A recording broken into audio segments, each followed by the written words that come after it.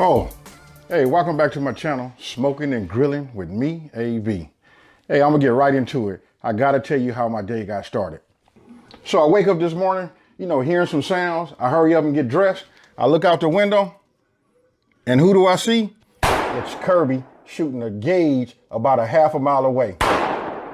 This guy puts up a video, puts it on Twitter, Instagram, and YouTube, which is like my favorite platform, talking about how I challenge him and he gonna kill me. He accepts this challenge. He goes and put up a picture of some creation that he made 8 years ago and tells me how, hey, this was 8 years ago. You know what I mean? Hey, I've gotten better. Even made this at my friend's house too. How corny.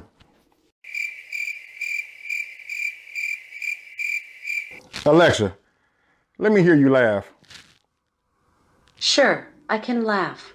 Tee-hee. What was up with that comment about I must have bought that from Taco Bell? Hey, unlike you, bro, I do a lot of my cooks now live. Is this guy for real? Now that you putting up pictures of something you did a long time ago, let me show you something that I did, a little recent.